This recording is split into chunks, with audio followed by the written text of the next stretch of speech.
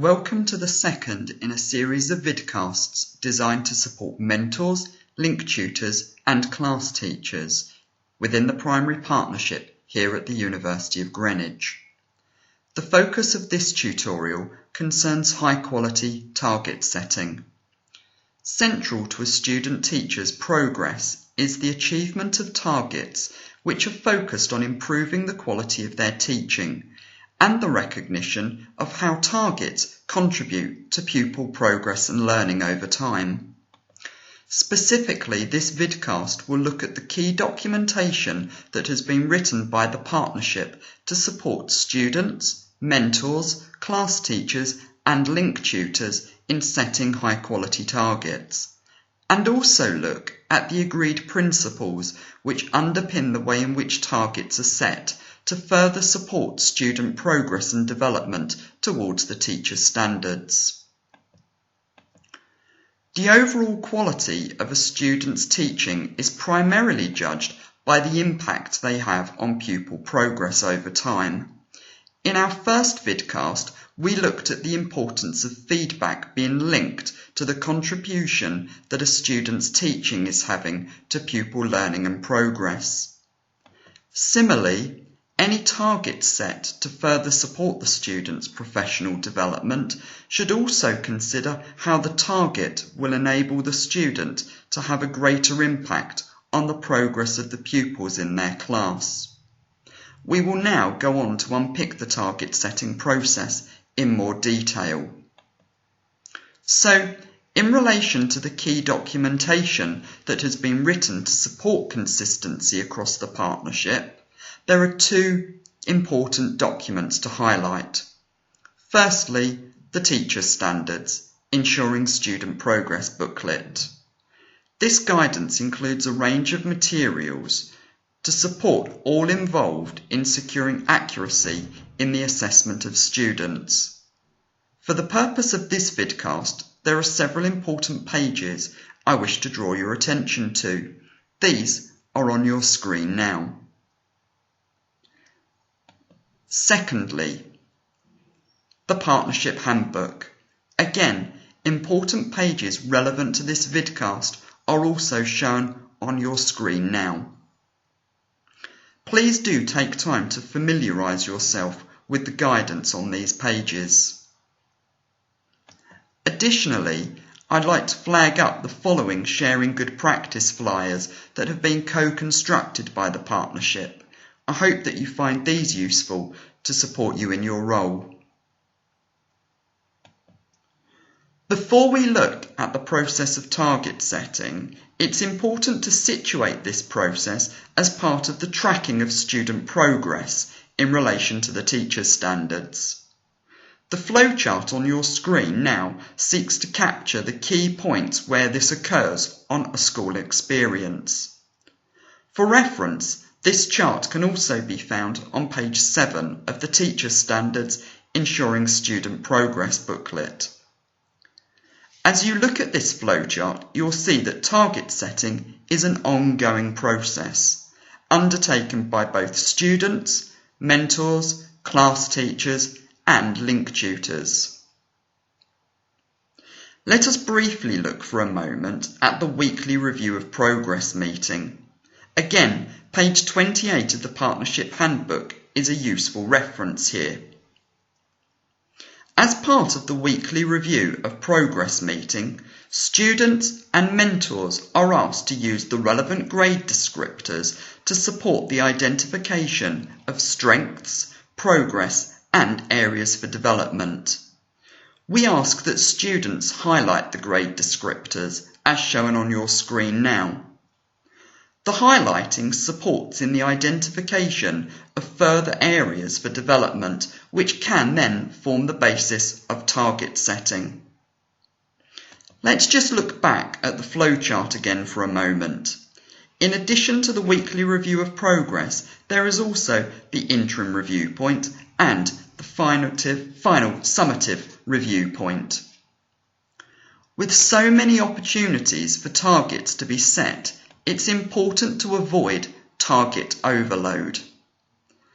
Those targets which are set on lesson observations and also as part of the weekly review progress meeting, will tend to be short-term targets. Those targets set at the interim review will be more medium-term, i.e. from the interim point to the end of school experience. These targets will tend to focus more on supporting a student to move from requires improvement to good, good to outstanding, etc. Targets set at the end of a school experience will tend to be more longer term and consider the steps a student needs to take between school experiences or in the transition into the NQT year. Let us now draw our attention to the key principles which underpin the way in which high-quality targets are written. These principles have arisen from our Sharing Good Practice partnership development events. As has already been mentioned earlier, the key principle concerns providing targets to support students have a greater impact on the learning and progress of the pupils they are teaching. The targets should be teacher-centred focused, and the language of the grade descriptors should be used when constructing relevant targets. It is not enough to simply set a target.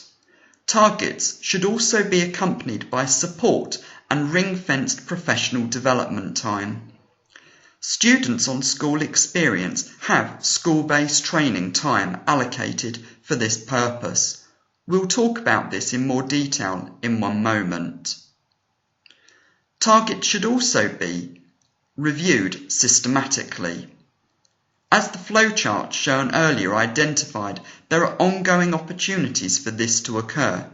For example, at the weekly review of progress meetings, lesson observation debriefs, etc. With these key principles in mind, let's look at this again through the well-known SMART acronym, which I'm sure you're familiar with. So, targets need to be clear and understood by all. Linked to this, there must be clear and agreed criteria for success. What does success look like? What is the desired impact? And importantly, what strategies can the student use to support them in achieving the target?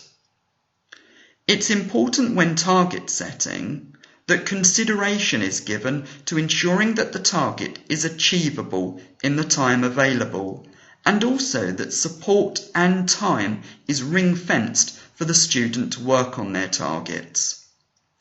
As mentioned earlier, all students have school-based training time allocated as part of their entitlement on school experience. Within each school experience booklet, a menu of learning opportunities is provided to guide students in making best use of this time. School-based training should be personalised to meet the needs of the student. Shown on your screen is one example from one of our school experience guides. Please do look towards the back of the school experience guide for the relevant menu of learning opportunity for this school experience that you are supporting. Targets also need to link to the student's phase of school experience and the grade descriptors they are currently working on. They should also challenge and stretch the student. Be clear about the time frame in which the student should be addressing the target. The time frame will clearly be dependent on whether the target is short-term, medium-term, or longer-term. As part of the weekly review of progress meetings, it's important that time is also given to evaluate the student's progress against the targets and also consider their next steps. These can be recorded on the weekly evaluation template. To support in the setting of medium-term targets, 2 templates have been produced by the partnership: the Targeted Intervention Plan and the Rapid Accelerated Progress Plan.